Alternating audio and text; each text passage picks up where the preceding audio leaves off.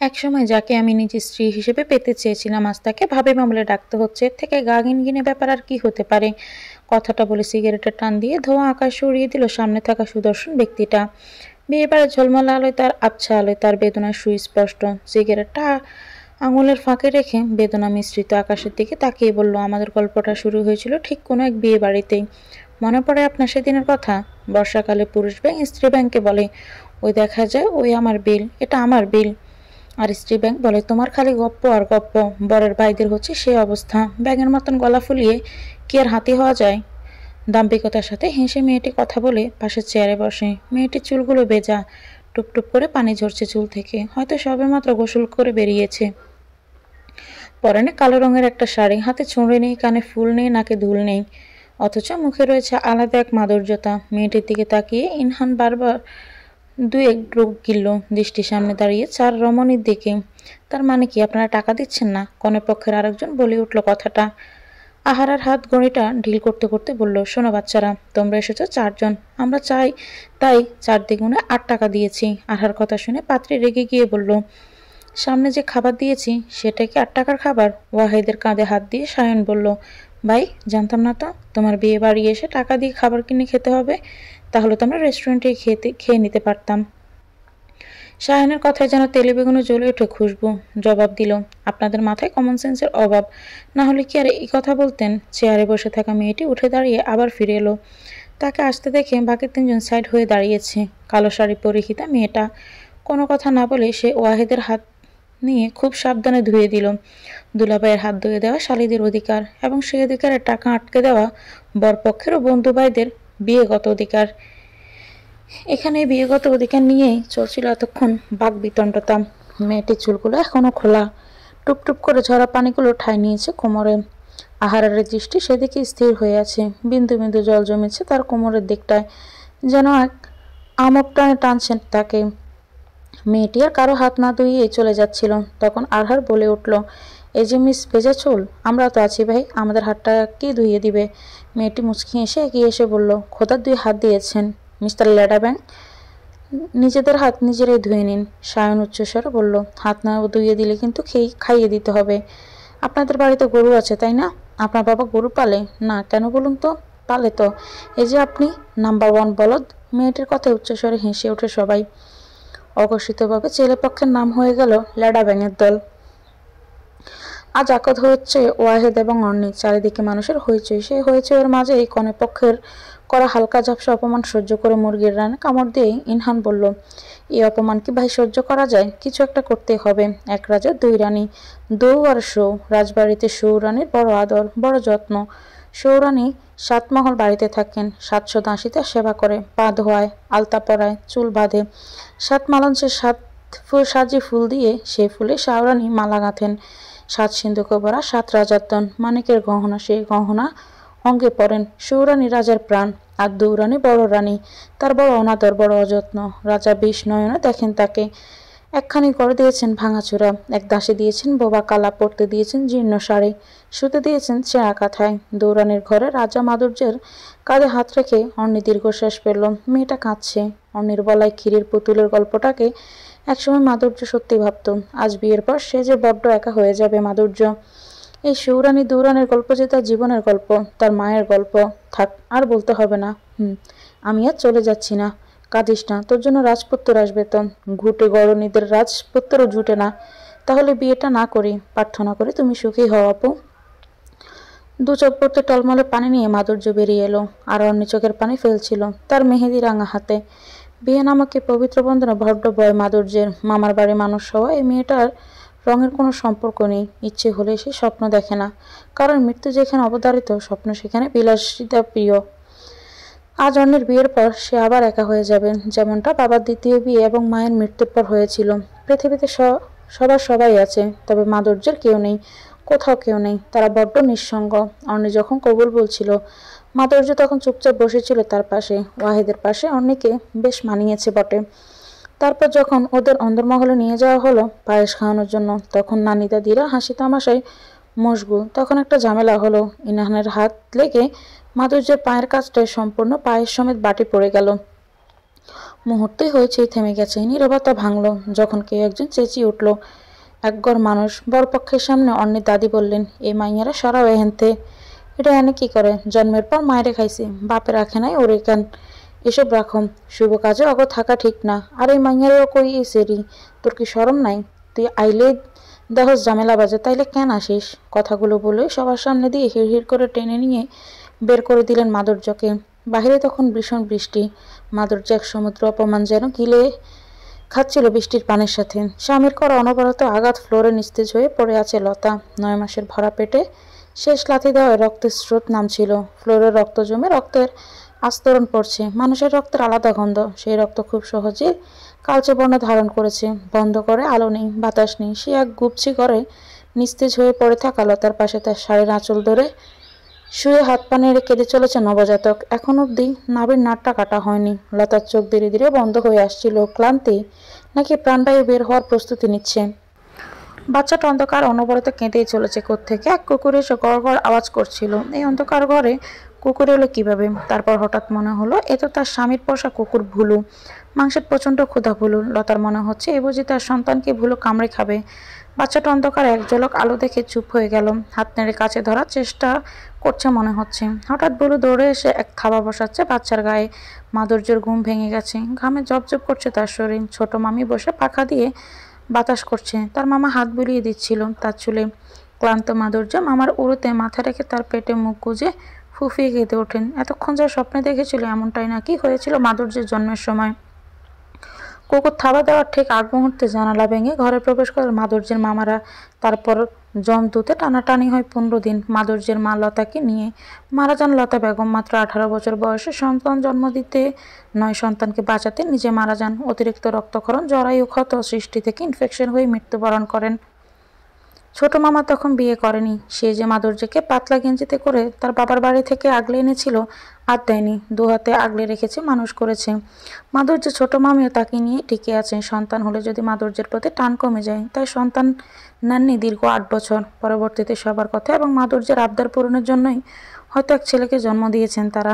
মাধুর্য এমন জেদ করেছিল কারণ তার মামাইকে কে যেন সবাই আটখোড়া বাঞ্জা বলতো, যারা তাকে নতুন সুখ দিয়েছে। তাদের অসুখের কারণ কি করে হবে সে? মা উঠো, খেয়ে নেবে। আজ চুলে এত ভেজা কেন? বৃষ্টিতে ভিজেছিলাম। এই মুহূর্তে মামি প্রায় ঝাঁঝালো গলায় বললেন, যদি জ্বর আসে মায়ের একটাও মাটিতে পড়বে না। দিতে পারবে? তোমার কলেজে কুলাবে তো? সময় হলেই বুঝবে। নাও, এবার 2 ভাই বোন মিলে খেয়ে আমাকে উদ্ধার করো। বেহালায় সুর উঠেছে, করুণ সুর। বাহিরে ঝুমঝুমে বৃষ্টি, সাথে এই বেহালার সুর বাধ্য করছে ইহানকে জানালা দিয়ে উকি দিতে। তখন বেহালায় সুর উঠেছে। শাহন গনগনে খোরঘরটায় বারান্দায় বসে থাকা অবয়বটির দিকে গভীর দৃষ্টিতে তাকিয়ে আছে ইনহান। এই মেয়েটা আজ তার জন্য একঘর মানুষের সামনে অপমানিত হয়েছে। তার হাতের ধাক্কা লেগে মেয়েটার পায়ের কাছে পায়েস পড়ে যায়। কালো শাড়ি পরিহিতার নাম কি? ভাইয়েরা আসুন, আপনাদের জন্য চা নিয়ে এসেছি। পত্রের ডাকে উঠে বসে সায়ন। আহার তখন ফোনে ব্যস্ত। ইনহান ভিতরে আসতে আসতে বলল, চা খাওয়ার পয়সা নেই ভাই, এমনি দিবে? ওটা আমাদের হক ছিল, আপনারা দেননি। এটা আমাদের অতিথি পরায়ণতা। নিন, চা নিন।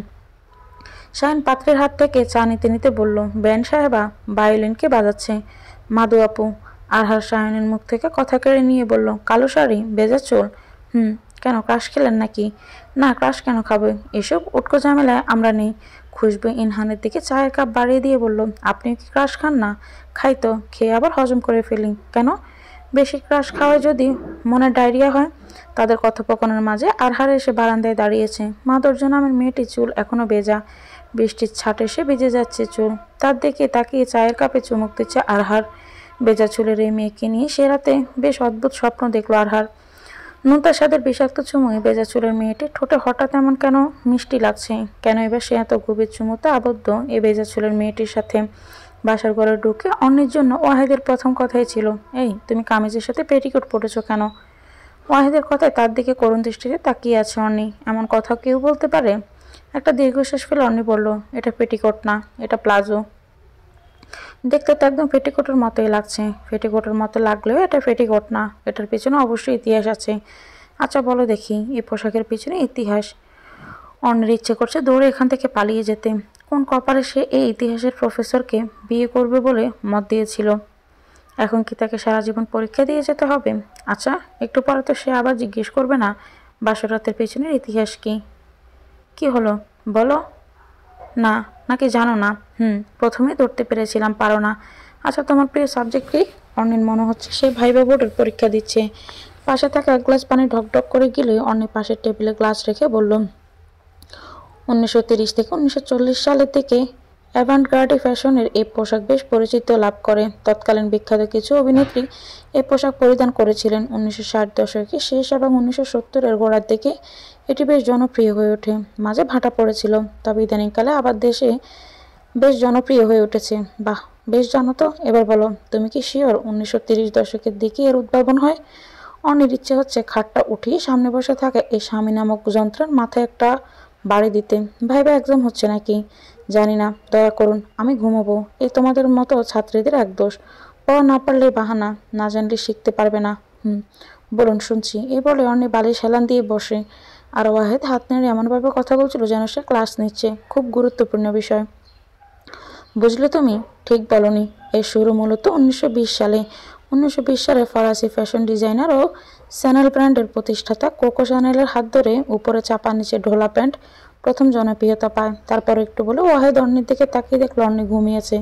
ততক্ষণে তার মনে হলো এ তো তার সদ্য বিয়ে করাবো, কোনো ছাত্রী নয়। আহারে বেচারি। তারপর তার গায়ে কাঁথা টেনে দিয়ে কপালে আলতো চুমু খেলো ওয়াহেদ। আর অর্ণি সেজন্য এই বৃষ্টির রাতে হালকা উষ্ণতা পেয়ে সেদিকে গেল ওয়াহিদের বুকে। আপনাকে যদি আমি ল্যাডা ব্যাং বলে ডাকি তাহলে কি আপনি রাগ করবেন? আপনাকে যদি আমি ধানি লঙ্কা বলে ডাকি তাহলে কি আপনি রাগ করবেন? ইনহান এবং মাধুর্যের একে অপরের কথায় হেসে উঠল। সকাল সকাল ইনহান বেরিয়েছিল গ্রাম দেখতে। শহরের জীবনে সে বেশ ক্লান্ত। লেখাপড়া শেষ করে ইচ্ছে ছিল স্বাধীন জীবনের। তার হলো কই। বড় অপর হঠাৎ মৃত্যুতে মা ভেঙে পড়লেন। বাবা এক প্রকার অসুস্থ। একমাত্র ছেলে হিসেবে বোনের তিল তিল করে গড়ে তোলা শাড়ির বিজনেস তাকে হাতে নিতে হলো। এসবের মাঝে নিজেকে নিয়ে ভাবার কোনো সময় আর কোথায়? ব্যবসা, বাকি সময় বাবা মা, ব্যক্তিগত জীবন বলতে কিছুই নেই। কারণ কেউ সম্পর্কে আগায় না। যখন শুনতে হয় তাকে দায়িত্ব নিতে হবে তার মানসিকভাবে অসুস্থ মায়ের। সকালে যখন হাঁটছিল দূর থেকে কালো শাড়ি সেই মেয়েটা দেখতে পায়। হাতে তার অনেকগুলো কুমড়োর হলুদ ফুল। ফুল তুলছে আর পাশে জুড়িতে রাখছে। ইনহানে গিয়ে গিয়ে জিজ্ঞেস করলো, মাধুর্য নামটা ছেলে ছেলে মনে হয় না? তার দিকে না তাকিয়ে মাধুর্য জবাব দিল, ইনহান এ আবার কেমন নাম? গ্রামের মানুষ বলে ইহানে আন মানে এহানে আনো, সেই থেকে ইনহান। ইনহান একটা ফুল তুলতে তুলতে বলল, আপু নাম রেখেছিল ইনহান, তবে ডাকতো ইনহান বলে। কেন জানি না, তো এখন জেনে আসুন, কল দিয়ে জেনে নিন। পরপারে ফোন নেই, থাকলে জেনে নিতাম। দুঃখিত, সমস্যা নেই। আপনি তো জানতেন না। কথা বলতে বলতে ওরা বাড়ির কাছাকাছি আসতে দেখতে পায় ওয়াহিদ বসে আছে মুখ গোমড়া করে। পাশে তার অনেকগুলো শালিকা, যারা তাকে নাস্তানাবুদ করে রেখেছে। ওদের মধ্যে খুশবু জিজ্ঞেস করছে, দুলাভাই বাত্তি নিবাইয়া গান কে লাগাইলো? আপনি? না আপু, ওয়াহিদ বলল। তোমরা বড্ড এচড় ফাঁকা, জানো কতটা সঙ্গীত সম্পর্কে? পাত্রী হাসতে হাসতে জবাব দিল, যতটা আপনাদের ল্যাডা ব্যাংক দল জানেন কিপটেমি করতে। আজ আমাদের টাকা শোধ না করতে পারলে আপনার ব্রাশ করা, খাওয়া, ঘুম সব বাদ। আপনার জন্য ব্যাংক কুমারদের এক অবস্থায় হবে। আমার বউ আমি নিব, টাকা কেন দিব? আমার বোন আমি খালি খালি কেন দিব? পয়সা ছাড়ো, তামাশা দেখো। ওয়াহিদ মনে মনে ভাবতে লাগলো, এই জন্য বোধহয় মানুষ ফেসবুকে পোস্ট করে পুরুষের দুই জাত, জীবিত আর বিবাহিত। নবজাতক যখন কাঁদে অনেকে বলে কাঁদতে দাও, তাকে গলার স্বরে ভালো হবে। বেশি কাঁদলে মা আগলে নেয়, দুধ খাওয়ায়, বুকে আগলে ধরে বলে, পায়ে ধরছি পায়ে ধরছি। কে বকেছে? কার এত সাহস? এত রাগ কেন বাবার? মা অস্থির হয়ে ওঠে। অথচ যখন মাধুর্য নামের মেয়েটা মা মারা যাওয়ার দিন মাত্র 15 দিনের ছিল, তখন তাকে রোদে পুড়তে দেখে চলছিল তার মায়ের লাশ নিয়ে তুমুল ঝগড়া। ছোট্ট মাধুর্য কান্না করে লাল হয়ে গেছে। তখন মনে হচ্ছিল দম পাচ্ছে না। বারান্দায় সে দিকটায় রোদ পড়েছে, সেখানে একটা লুঙ্গির টুকরো কাপড়ে হাত পা নেড়ে কাঁদছে।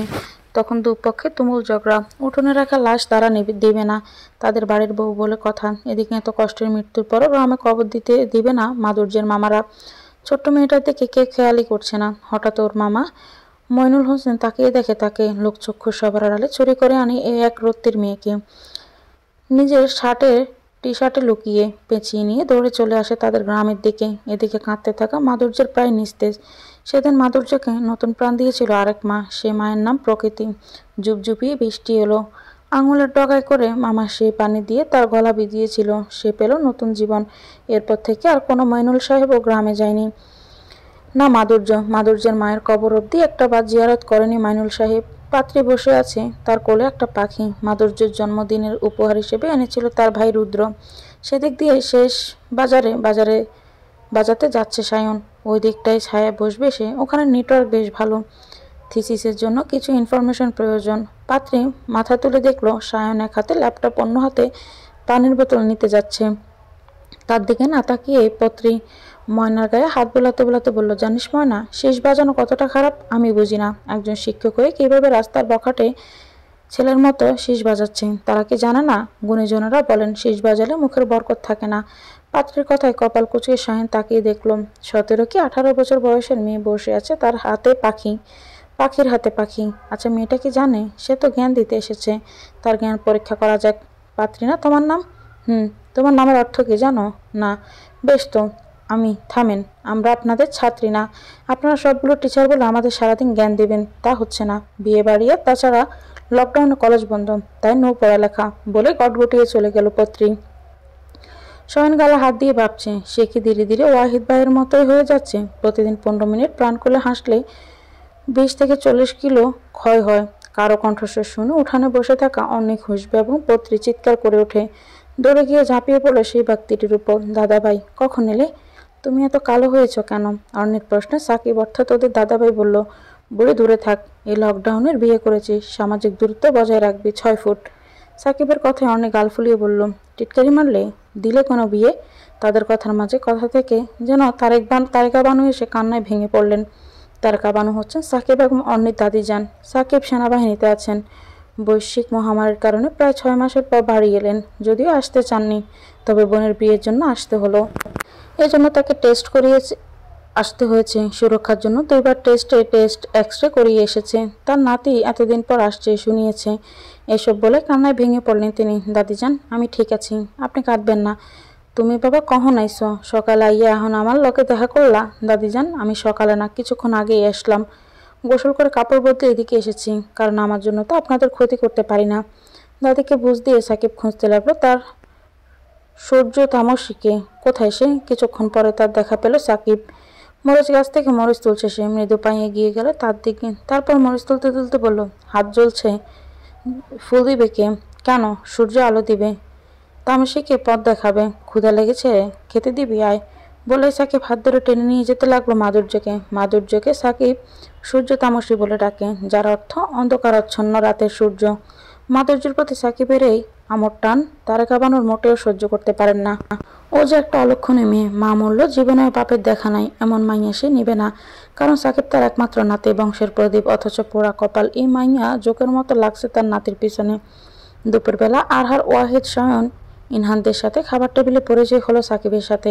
খাবার পরিবেশ করছিল অর্ণি এবং মাধুর্য। খুশবু এবং পত্রী খাবার আনা নেওয়া করছে। খাবার পরিবেশনের পর সবাই মুখে খাবার তুলল, সাকিব তুলল না। মাধুর্যকে পাশে না দেখে অর্ণি পত্রীকে দিয়ে তাকে ডাক পাঠালো। মাধুর্য অন্যায় হাত মুছতে মুছতে এসে সাকিবের পাশে দাঁড়াতে সাকিব মুচকি হেসে এক লোকমা ভাত মাধুর্যের দিকে এগিয়ে দিলে মাধুর্য চুপচাপ খেয়ে নিল। বাকিরা যেন কিছুটা অবাক হয়েছে এমন ব্যবহারে। অর্ণি হেসে বলল, মাধুর্যের মুখে প্রথমবার দাদাভাই তুলে দিয়েছিল, তাই দাদাভাই বাড়ি গেলে তার প্লেটের প্রথম খাবার মাধুর মুখে দিয়েই খাওয়ায়। বিচ্ছেদের এক আলাদা অনুভূতি আছে সূর্য তামসী, যা তুই বুঝিস না, আমি বুঝি। তবে আমার বিচ্ছেদটাই যে প্রিয়। তোর এই বিচ্ছেদ আমি যেন বেঁচে থাকার শক্তি পাই। সাকিবের কথা শুনতে শুনতে মাধুর্য তার বেজা চুল তোয়ালে দিয়ে মুছতে মুছতে বলল, তুমি কি জানো, আমরা দুজন চাইলে সৃষ্টিকর্তা ব্যতীত পৃথিবীর দ্বিতীয় কোনো শক্তি নেই যে আমাদের আলাদা করতে পারবে। জানি বলেই পিছিয়ে যাই, কারণ তোর হাসিটা আমার সকল অনুভূতি বিসর্জনের হলেও যে চাই।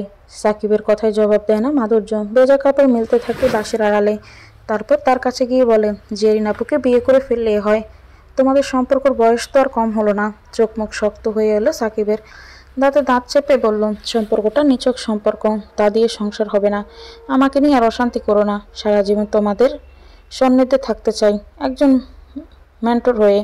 আমাকে পথ দেখাও, তবে আমার জন্য তোমার পরিবার এবং দাদিজানের মনে কষ্ট দিও না। তুমি হয়তো জানো না, দাদিজান এটা নিয়ে খালামণিকে অনেক কথা শোনায়। তার ধারণা সত্যি করে দিলে তোমার বাবা আমার খালামণিকে তালাক দিয়ে দিবে। এটা আমার ছোটবেলা থেকেই জানি, তাই তুই সব অনুভূতি কবর দিয়েছিস। দাদাভাই, আমি আমার মাকে বড্ড ভালোবাসি। অষ্টাদশী নারী যে আমাকে জন্ম দিতে গিয়েই প্রাণ হারালো। জানো, আমি জন্মের পর প্রায় 17 ঘন্টা মায়ের সাথে যুক্ত ছিলাম, কারণ আমার নাভির সাথে যুক্ত বন্ধন কাটার মতো কেউ ছিল না। জানি, এজন্য আমার মা মরেই গেল। সেই মাকে তোমার দাদি কবরও শান্তি দিচ্ছে না, সারাদিন সাপ সাপান্তা করে। বুঝতে শেখার পর থেকে দেখছি তার ঘরের ছেলের বউ হয়ে যাব। এতটা নিচে আমি নই, এজন্যই অনুভূতি প্রকাশ করিনি। কিন্তু সে রাতে তুমি নেশায় ছিলে। বাদ দাও। হাতে থাকা আধ পাকা আম মাধুর্যের দিকে এগিয়ে দিয়ে সাকিব বলল, জেরিনের বাড়ি খবর পাঠাতে হবে, অন্যের বিয়ের খবর দিতে। সে এলে যে তোকে আরেক দফা কথা শোনাবে, তাই চাচ্ছিলাম না। সমস্যা নেই, আমি ঠিক আছি। আপুর বিয়ের সব থেকে দূরেই থাকবো। শুধু তুমি দেখো আমার মাকে যেন বাড়িভর্তি মানুষের সামনে বেশ্যা বলে গান না দেয়। মা তো মরে গেছে, তাকে বকা দিও না। তারেকা বানু ছোট ছেলে বিয়ে করতে চেয়েছিলেন মাধুর্যের মাকে। একই গ্রামের বাসিন্দা হওয়ায় সম্পর্কে তারা চাচাতো ভাই বোন। আবার যখন সাকিব অন্যের মা বাবার বিয়ে হলো, তখন আরও অধিকার। কিন্তু মাধুর্যের মায়ের জন্য আগে থেকে প্রস্তাব এসেছিল পাশের গ্রাম থেকে। তার কাবানো ছোট ছেলের সম্বন্ধ নিয়ে যাওয়ার আগেই কাবিন হয়ে যায় মাধুর্যের মা বাবার। এ কথা শুনে তার কাবানো ছোট ছেলে আত্মহত্যা করে। আর তারেকা বানু এসবের জন্য মাধুর্যের মাকে দোষ দিতে লাগলেন। বিয়ের 2 বছর পর মাধুর্যের মায়ের অমন মৃত্যুতে যেন শান্তি পেলেন তারকা বানু। তবে মাধুর্যকে কোনোভাবেই মেনে নিতে পারলেন না। শুধু তারকা বানু না, তার ছেলে ওবায়দুল অর্থাৎ সাকিবের বাবা মাধুর্যকে সহ্য করতে পারেন না। এই সবের মাঝে সাকিব ধীরে ধীরে এগিয়ে আসে মাধুর্যের দিকে। তবে সবটা গোপনে। 15 বছরের ভালোবাসা সযত্নের সাথে নিজের মধ্যেই রেখেছে। মাঝে মধ্যে হঠাৎ এক রাতে নেশায় মাধুর্যের ঘরে ঢুকে বেশ ভাঙচুর করে সাকিব। তখন মাধুর্যের থেকে লুকোতে পারেনি তার অনুভূতি, কারণ 2 দিন পর তাকে চলে যেতে হয়েছিল শান্তি রক্ষা মিশনে। অনেক ঘুমিয়ে আছে, ঠিক ঘুমিয়ে নেই, সে আসলে ঘুমের ভান ধরে আছে, কারণ ওয়াহেদের প্রশ্ন তাকে বিরক্ত করবে। আজ সেই ব্যক্তির মুখ দেখতে বড্ড ইচ্ছে করছে, যে বলে, আরে কি যে বলিস না, দেখতে এলে বিয়ে হয় নাকি? সেই ব্যক্তিগুলো কই? তারা এসে দেখে যাও, বিয়ে হয়েছে। লকডাউনের মাঝে বরপক্ষ ব্যানে করে এসেছে। তারপর এক দেখে বিয়ে হয়েছে, খুব দ্রুত নাকি সবাই শহরে ফিরবে। তারপর হবে ধুমধাম করে বিয়ের অনুষ্ঠান। কিন্তু অনেক ভীষণ ভয়ে আছে, কি করে কাটাবে স্বামীর রূপী সারার সাথে। ল্যাপটপের স্ক্রিনে থেকে চোখ সরিয়ে অন্যের দিকে তাকিয়ে ওয়াহেদ দেখতে পায় অনেক ঘুমিয়ে আছে, তবে তার কপালে কুঁচকে আছে। নাকের দিকটায় কেমন একটা রাগি রাগি ভাব। ওয়াহেদ ল্যাপটপ রেখে অন্যের পাশে আদর্শ অবস্থায় বসে তাকে দেখতে লাগলো। অজান্তে হাত চলে গেল অন্যের মাথায়, হাত বুলিয়ে দিচ্ছে তার চুলে। ফোনের রিংটোনে বেজে উঠতেই দেখলো ইনহান কল দিয়েছে। ইনু, বল, ভাবি কি করে? তাকে আবার পড়াচ্ছ না তো? সে সে তো ঘুমোচ্ছে। আর তুমি? আমি বসে বসে তার ঘুম পাহারা দিচ্ছি। বাহ, বেশ উন্নতি। শোনো ভাই, ঘুম পাহারা দাও। আমি আরহান ভাই আর সায়ন ভাইকে নিয়ে একটু ওদিকে যাব। মুনা মাইশা আসবে আজ। শোনো, ওদের সাবধানে নিয়ে আসিস। আরহান, ইনহান, সায়ন, ওয়াহেদ সম্পর্কে 4 চাচাতো ভাই। 4 জনের মাত্র 2টো বোন। ওয়াহেদের আপন বোন মাইশা এবং সায়নের বোন মুনা। ইনহানের বড় বোন ছিল, সে মারা যাওয়ার পর ইনহানের কাছে মুনা মাইশাই ওর বোন। আহানার সাথে তার বাবার একমাত্র ছেলে। মুনা মাইশা এসে অনেকে দেখে ভীষণ খুশি। বিকেলবেলা ওদের বসার ব্যবস্থা করা হয়েছে দিঘির দিকে। পত্রী খুশবুর সাথে তাদের ভাব জমেছে বেশ। পত্রী অন্যের বড় মামার মেয়ে এবং খুশবু মেজ মামার। ছোট মামার এক ছেলে রুদ্র আর তার সর্বস্ব মাধুর্য। আড্ডায় সবাই থাকলো ছেলের একটু দূরেই। সাকিব, রুদ্র, আরহান, ইনহান, ওয়াহিদ, সায়ন, ওদের আড্ডা চলছে একটু দূরে। মাধুর্য মুনা মাইশাকে খারাপ পরিবেশন করছিল। এটা সেটা আনন্দের সাথেই করে। তখন খুশবু এবং মুনার কথা চলছে। খুশবু মুনাকে জিজ্ঞেস করে, তোমার ভাইদের নাম এমন কেন? কেমন? সয়ন, আরহার, ইনহান, কেমন কেমন না? আসলে সয়ন ভাইয়ের নাম শামস, আরহার ভাইয়ের নাম আরহান এবং ইনহান ভাইয়ের নাম ইহান। বড় আপু সবার নাম এমন করে পাল্টেছিল। বড় আপুকে সাবি আপু, ইনহান ভাইয়ের বড় আপু এবং আরহান ভাইয়ের বাগদত্তা। আপুর অভ্যেস ছিল সবার নাম নিয়ে এমন উদ্ভট এক্সপেরিমেন্ট করার। আর ভাইও মেনে নিয়েছে। সে এলো না কেন তোমাদের সাথে? আপু নেই, কারণ একটা গ্যাং রেপ কেসের জন্য সে পরকালে। আমি সরি মুনা, আমরা জানতাম না। জানো, আরহান ভাই আপুকে এত ভালোবাসতো যে আপু যখন তার নাম বদলে দিল, তখন সে তার সব সার্টিফিকেট, পাসপোর্ট সব কিছুতে নাম চেঞ্জ করে ফেলেছে। আপুর মৃত্যু সবচেয়ে কষ্ট পেয়েছে সে, তাই দেখো না, একদম চুপচাপ থাকে। অথচ হান্নান ভাইয়া আমাদের সবার আনন্দের খোরাক ছিল। মনের কথায় চোখ তুলে তাকিয়ে মাধুর্য দেখতে পেল বাম হাতে সিগারেট নিয়ে বসে থাকা যুবকটার বয়স কত হবে? 30? না, আরও কম। অথচ কষ্টের সীমা। চোখ বন্ধ করে মাধুর্য দীর্ঘশ্বাস ফেলে মনে মনে বলল, আমরা প্রিয়জনের জন্য নয়, মাত্র আপনজনের জন্যই বাঁচি। বেশ্যার ঘরে আরেক বেশ্যা জন্ম নিছে। আমি বারবার কই, ওই কাল নাগিনীর আমার বাড়িতে আইতে দিস না, তাও আমার কথা কেউ শোনে না। মায়ে জামাই বাড়ি কুকাম করবার যাইয়া মরল, আর মাইয়া এখন যে পোলা দেহে তার পিছ ধরে। কইল বেহুস্যা মাইয়া, আমার নাতির পিছ ছাড়বি না? কি গীতা মধু জ্বালাই করছে আমার সাকিবের কাছে। শরম লজ্জার মাথা খাইছে, 12 বাতারি একটা। মায়ের মতোই হয়েছে, পোলা মানুষ দেখলে মায়ে ভাদ্দর মাইশা কুত্তার লাহান করতো। মাইও হয়েছে মায়ের মতন। কব্বরে যাইও বেশ্যার শান্তি আছে। মাধুর্য এতক্ষণ চুপচাপ শুনছিল, তারপর একদম খেপে ওঠে। তারেকা বানুর এমন কথায় কোনো জবাব কেন কোনোদিন দেয়নি সে। তাকে কড়া অপমান, ফাঁকা ডোকের সাথে ডিগ গিলে ফেলেছে বারবার। তবে আজ আর না, বাড়ি ভর্তি মানুষের সামনে একজন বয়স্ক মানুষে কি করে পারে এসব বলতে? আপনি কি চুপ করবেন? আপনার এত সাহস হয় কি করে আমার মৃত মাকে নিয়ে এসব বলার? মাধুর্যের জবাবে আরো ফুসলে ওঠে তারেকা বানু, চিৎকার করে বলতে থাকে, রঙ্গ করো, আমার লগে রঙ্গ করো। মায়ের লাগান 12 বাতারি হইছ না? তোমার ভাতে কোকড়ায় না, তোমার যৌবনে কোকড়ায়। আপনি একটা অসভ্য মহিলা, আপনার মুখের কোনো বালাই নেই। ছি, আপনার সাথে কথা বলতে আমার ঘেন্না হচ্ছে। আপনি কি আদৌ মানুষ? মাধুর্যের জবাবে তারেকা বানু চুলের মুঠি ধরে টান দিয়ে বলে, হরে, আমি খারাপ আর তুই খুব ভালা না? তারেকা বানু কথা শেষ করতে পারে না, তার আগে সে ধপাস করে মাটিতে পড়ে যায়। মাটিতে পড়েই সে চিল্লাতে থাকে আর বলছে, কে কই গেলি রে? এই বাজারি মেয়ে ছেলে আমারে মাইরা ফালাইলো, আমারে বাঁচারে। মাধুর্য হতভম্ব হয়ে দাঁড়িয়ে আছে। সে শুধু চুল ছাড়িয়ে নিতে আঘাত করেছিল, আর এদিকে উনি ভেবে পড়ে যাবেন বুঝতেই পারেনি। বাড়ির সব মানুষ এবং আশেপাশের সব মানুষ একত্র হয়েছে। মাধুর্য তারেকা বানুকে তুলতে এলে সে আরো চিৎকার করতে থাকে। কোথা থেকে সাকিব এসে তারেকা বানুকে তোলে। তারেকা বানু ইনিয়ে বিনিয়ে কাঁদছে আর বানিয়ে বানিয়ে অনেক কথা বলছিলেন। অনেক দূর থেকে দেখছিল। মাধুর্যে হাত ঝাড়া দিতে তারেকা বানু মাটিতে পড়ে যায়। আর যাই হোক, দাদু তো বয়স্ক মানুষ, মাধুর্যের উচিত হয়নি এভাবে আঘাত করা। অনি অনেকটা রেগে মাধুর্যকে জিজ্ঞেস করলো, দাদিজান পড়লো কিভাবে? আমি জানি না। মাধুর্যের জবাবে খুব একটা খুশি হলো না অনি। চিৎকার করে বলল, তুই কেন দাদিজানরে ধাক্কা দিলি? সে বয়স্ক মানুষ না? আমার পরিবারের প্রতি তোর এতই কৃতজ্ঞতা? কাট কাট গলায় মাধুর্য জবাব দিল, আমি ধাক্কা দিইনি, শুধু চুল ছাড়িয়ে নিয়েছি। তবে আমি মিথ্যে বলছি, আমি ধাক্কা দিইনি আপু। উনি চুল ধরেছিলেন তাই আমি ছাড়িয়েছি মাত্র। আর যদি দিয়েও থাকি তবে বেশ করেছি। সে কোন সাহস আমার গায়ে হাত তুলে? তুই আস্ত একটা বেয়াদব। অন্যের জবাবে মাধুর্য কিছুই বলে না, শুধু দাঁড়িয়েছিল। তারপর সাকিবের মায়ের দিকে তাকিয়ে বলল, আমি সত্যিই বেয়াদব, কারণ আমি প্রতিবাদ করেছি। আমার মৃত মা তো আপনার বোন, কেন তাকে এসব বলা হয়? আপনি কিছু বলেন না কেন? এতক্ষণ যে তারেকা বানু শ্বাস নিতে পারছিলেন না, সে হঠাৎ গর্জে উঠে বললেন, তোর মা ছিল এক বাজারি মাইয়া। রাত বিরাতে তার ঘরে পুরুষ ঢুকতো, তার হইয়া কি সাফাই গাইব? আমার মা বাজারে ছিল, মানলাম, তাহলে আপনি কি তার দালাল ছিলেন? না হলে আপনি জানলেন কিভাবে? মাধুর্যের কথা শেষ না হতে তার গালে সজোরে থাপ্পড় মারল সাকিব। তারপর তাকে হাত ধরে নিয়ে দিঘির পাশে টেনে নিয়ে গিয়ে বলল, এতটা বেয়াদব হয়েছিস জানতাম না।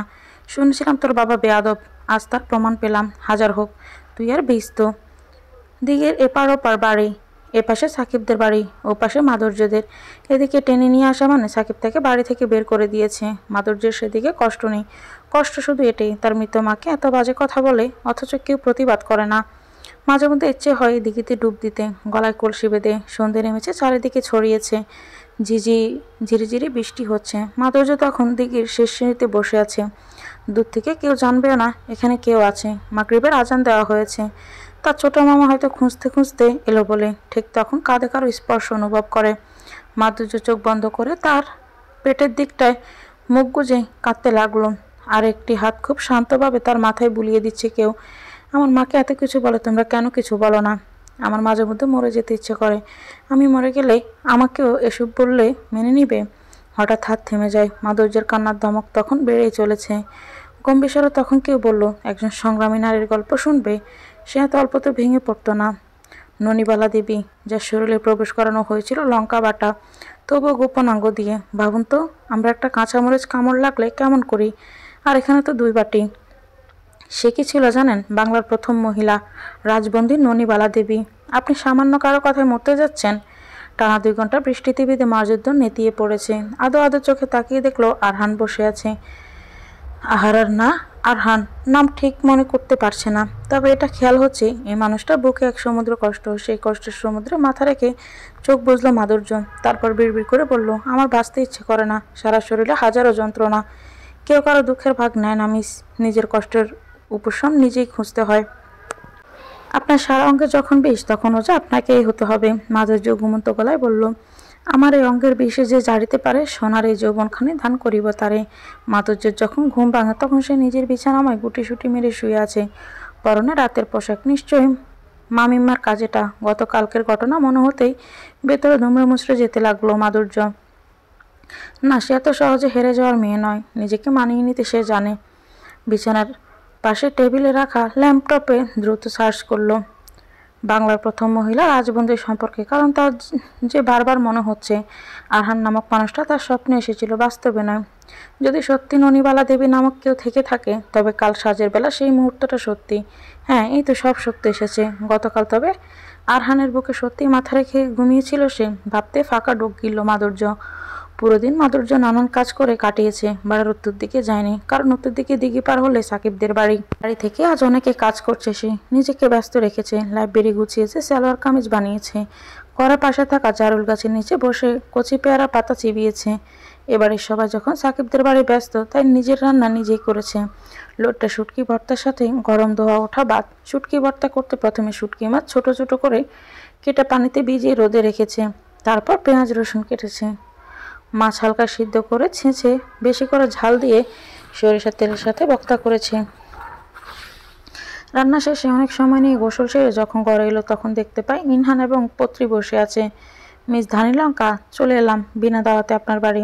ইনহানের কথায় ভেজা চুল মুছতে মুছতে তাদের সামনে এসে দাঁড়ায় মাধুর্য। পাত্রী না থাকলে এখন ইনহান পৃথিবীর সবচেয়ে দানবীয় চুমুটা খেয়ে নিত মাধুর্যের ঠোঁটে। আমি তো শুধু শুটকি ভর্তা করেছি।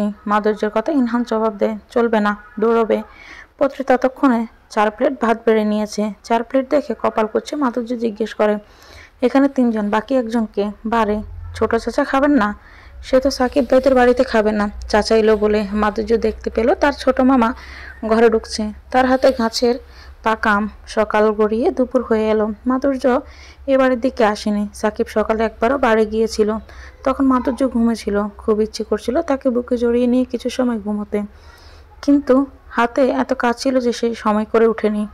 ভেবেছিল এতক্ষণ হয়তো সে এসেছে, কিন্তু দুপুরে খাওয়ার সময় ওকে না দেখে অনেকে জিজ্ঞেস করলো। অন্নি বলল, তামসী কই? কালকের পর আসেনি, একা বাড়িতে সারাদিন। থাকুক না দাদাভাই, এত আদিক্ষেতা কিসের? শুনেছিলাম বিয়ের পর মেয়েরা পাল্টে যায়, এতটা বলতে যায়। তুই তাহলে চর কেন মেরেছিস? আমি না হয় বিয়ের পর বদলেছি, তুই তো তোর জেরির আসার নাম শুনে বদলে গেছিস। মাধু, আজ তো একটা আপদ এই পরিবারের কাছে, তোর কাছে, তোর জেরিনের কাছে। থাকুক না দূরে, এ নিয়ে তোর আদিক্ষেতার দরকার নেই। খাবার প্লেট রেখে সাকিব চলল তার মামার বাড়ির। মিনিট 2-এর রাস্তা। দ্রুত হেঁটে মাধুর্যর ঘরে ঢুকলেই তাকে পেল না। পুরো বাড়িতে সে নেই। জারুল গাছের নিচে পড়ে আছে একটা ছুরি, অথচ মেয়েটা নেই। সাকিব ভেবেছিল মাধুর্য ফিরবে, তার ঘরেই ফিরবে, কারণ তার যাওয়ার জায়গা নেই। অথচ সাকিব এটা ভুল বসেছে। যার এই পৃথিবীতে যাওয়ার কোনো জায়গা নেই, আস্ত পৃথিবীটাই তার আশ্রয় হয়ে যায়। পৃথিবীর সর্বকনিষ্ঠ মায়ের বয়স জানেন কত ছিল? মাত্র 5 বছর। 5 বছর বয়সে সে এক পুত্র সন্তান জন্ম দেয়, লিনা মেডিনা। সবটাই হরমোনাল কারণে। তবু ভাবুন, হরমোনাল কারণে সে হয়তো মা হওয়ার উপযুক্ত বৈশিষ্ট্য লাভ করে, কিন্তু জৈবিক চাহিদা সম্পূর্ণ না হলে সে গর্ভবতী হতো না। ইনহানের কথায় মুখ তুলে তাকালো মাধুর্য। ইনহানের মুখে এক বেদনার স্পষ্ট। মাধুর্যকে চুপচাপ থাকতে দেখে ইনহান আবার বলল, টানা 40 ঘন্টা পাশবিক অত্যাচারিত হওয়ার কষ্ট বুঝতে পারেন মিস ধানীলঙ্কা? আমার বুবুকে 17 জন মিলে টানা 40 ঘন্টা পাশবিক অত্যাচার চালিয়েছিল। সে 40 ঘন্টা পাগলের মতো খুঁজেছিলাম বোনকে। আর যখন আরহান ভাই বুবুকে পেল, জানেন কি অবস্থা ছিল? তখনও বুবুর উপরে একজন তার কামনা মেটাতে ব্যস্ত। কখনো ভেবে দেখেছেন আপনার প্রিয়তমা, আপনার বাগদত্তা, তার নিস্তেজ রক্তাক্ত দেহের উপর এমন অত্যাচার? তবু আমার বোন বেঁচে ছিল, হাসপাতালে বিছানায় ছটফট করে লড়ছিল। বিধাতা চায়নি তাই আজ সে নেই। সেই মানুষটা আরহান ভাইয়ের বুকে মাথা রেখে শেষ নিঃশ্বাস ত্যাগ করে। কথাগুলো বলার সময় ইনহানের কণ্ঠস্বর বেশ কঠিন ছিল, হাতের মুঠ শক্ত করে রেখেছিল। তার দিকে তাকিয়ে পত্রে জিজ্ঞেস করলো, বিচার হয়নি তাদের? ফাঁসি হয়েছে সবার? আপনাদের সাথে শত্রুতা ছিল? না। তাহলে? বুবু একটা সমাজসেবামূলক প্রতিষ্ঠান চালাতো, সেখানে একদল মেয়েকে পাচারকারীদের হাত থেকে বাঁচায়। তারাই পরবর্তীতে মাধুর্য এগিয়ে এসে শক্ত হাতে ইনহানের হাত আঁকড়ে ধরে, হয়তো সে এভাবেই তাকে সান্ত্বনা দিচ্ছে। ইনহান বিস্ময়ের চোখে মাধুর্যের দিকে তাকিয়ে বলে, ভেবে ধরেছেন তো? বন্ধুদের হাত ভেবে ধরতে হয়, আর যদি না ছাড়ি সমস্যা নেই, বন্ধু হয়ে না হয়ে রইলাম। তাদের কথোপকথনে পত্রী হঠাৎ বলে ওঠেন, আর আমি? তুমি তুমি তো দুধ ভাত। ইনহানের জবাবে তিনজনের মধ্যে হাসির ধমক পড়ে গেল। প্রহরের শেষে আলোয় রাঙা সেদিন চৈত্র মাস, তোমার চোখে দেখেছিলাম আমার সর্বনাশ। রবীন্দ্রনাথের কবিতা আবৃত্তি করে অন্যের দিকে তাকায় ওয়াহিদ। কেমন গোলালুর মতো চোখ করে তাকিয়ে আছে মেয়েটা। আচ্ছা, মেয়েটা কি জানে এই গোলালু চোখের মেয়েকে ওয়াহিদ ভালোবাসতে শুরু করেছে? তাকে দেখলে কেমন মনের মধ্যে নদীর বালি ঝড় পড়তে লাগে, কেমন হাবুডুবু অনুভূত হয়। রাতে যখন মেয়েটা তার সো কল্ড প্যারাজো হাঁটুর উপরে উঠিয়ে রাখে, তখন তার কেমন অনুভূত হয় হয়তো জানে না। জানলে এমন দুঃসাহসিক কাজ কি সে করত? কবে যে তাকে ঘরে তুলবে ভাবতে মিষ্টি দীর্ঘশ্বাস বেরিয়ে এলো তার বুক ছিঁড়ে। আপনি আবৃত্তি করেন? করা নিষেধ নাকি? বেশ ভালো লাগলো। আমি তো আকাইম্মা, কিছুই পারি না। আমি তো জানি যে মেয়েরা কিছুই পারে না, তারা রান্না ভালো পারে। রান্না? আর আমি আন্ডা আন্ডা পারি আমি। অন্যের কথায় ওয়াহিদ হেসে তার দিকে ঝুঁকে বলল, সব মেয়েরাই ডিম পারে। আর কিছু পারুক আর না পারুক, ডিম না পারলে বাচ্চা আসবে কই থেকে? বলে শীষ বাজাতে বাজাতে ওদিকে চলে গেল। অন্য বিজ্ঞানের ছাত্রী, সে ভালোভাবে জানে ওয়াহিদ কি বলেছে। এ ছেলে তো ভাবতে গা শিউরে উঠে অন্যের। লজ্জায় মুখ রাঙা। সাকিব প্রায় জোর করে মাধুর্যের ঘরে ঢুকেছে। মাধুর্য তখন টিভিতে মগ্ন, গোপাল ভাঁড় দেখছে। সাকিবকে সে দেখেও না দেখার ভান করে আছে। সাকিব তার পাশে ঘা ঘেঁষে বসেছে। মাধুর্য সরে যেতে চাইলে তার মুখোমুখি বসে পড়ে সে। দপ করে মাধুর্যের রাগ কমে যায়, কারণ এটা সাইকোলজিক্যাল ব্যাপার। যদি আপনার সাথে কেউ রাগ করে তবে আপনি তার সামনাসামনি বসে পড়ুন, তার রাগ কমতে বাধ্য। তাপসে সারাদিন খায়নি। আমার কি খিদে পেয়েছে মনাই, বাড়ি যাও। লোকে দেখলে নিন্দে বন্ধ করবে, করুক না, তাতে কি? বেয়াদবের থেকে দূরে থাকো। হঠাৎ বাইরে বাতাস শুরু হয়েছে, ঝড় উঠেছে। বিদ্যুৎ চলে যেতে আইপিএস চালু হলো। টিভি বন্ধ হয়নি, কারণ মাধুর্যের ঘরের টিভি বিদ্যুৎ না থাকলেও ঘন্টাখানেক চলে।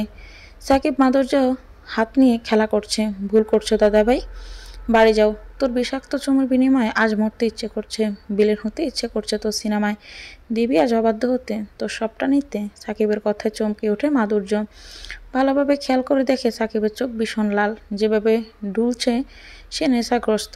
মাধুর্য পুরো বাড়িতে প্রায় একা। তার চিৎকার কার অবধি পৌঁছাতে পারবে না। সাকিবের শক্তির সাথে সে পারবে না। তবে কি তাকে সত্যিই কলঙ্কের ভাগীদার হতেই হবে? মেয়েদের ছোট্ট জীবনে অনেকের সাথে লড়তে হয়, ঘরের সাথে, পরের সাথে, কখনো বা নিজের সাথে। মাধুর্য এখন লড়ছে তার নিজের সাথেই। সাকিবের কথা স্পষ্ট সে নেশে বুধ, অথচ মাধুর্য তো সুস্থ, সে সব ভাবতে পারছে, চিন্তা করতে পারছে। এখন যদি সে হাঁকটাক করে তারেকা বানু এবং সাকিবের বাবা অবশ্যই মাধুর্যের দোষ ধরবে। চরিত্র নিয়ে কথা শোনাতে পিছু পা হবে না। আবার এদিকে এ বাড়ি থেকে ও বাড়ির দূরত্ব বেশ, সচরাচর শব্দ কি করে পৌঁছাতে পারবে? জীবনটা সিনেমা নয়, কিন্তু সিনেমার গল্পগুলো জীবন থেকেই নেওয়া হয়। সিনেমা বা নাটক দিয়ে জীবন চলে না, অথচ জীবনের কাহিনী নিয়ে সিনেমা নাটক হয়। আজ এমনই এক নাটকের অংশীদার মাধুর্য। ভেতরে দুমড়ে মুচড়ে যাওয়া মাধুর্য বাহিরে স্বাভাবিক। সাকিবের হাত থেকে নিজের হাত ছাড়িয়ে নিল না। নেশায় মানুষ পশুর থেকে অদম হয়ে যায়, হিতাহিত জ্ঞান শূন্য। মানুষ হিংস্র পশুর নেয়। সাকিবের দিকে তাকিয়ে মাধুর্য জিজ্ঞেস করলো, ভাত নেই, নুডলস পাকিয়েছি, খাবে? সাকিব মাথা দুলিয়ে স্বীকার করলো। মাধুর্য উঠে যায়। সাকিব তখন ডুলুডুলু অবস্থায় বিছানায় বসে। মাধুর্য কল দিতে থাকে তার ছোট মামাকে, কিন্তু অবাকেই যেদিকে যায় সাগরও শুকিয়ে যায়। মামা ফোন না তোলার কল দেয় রুদ্রকে।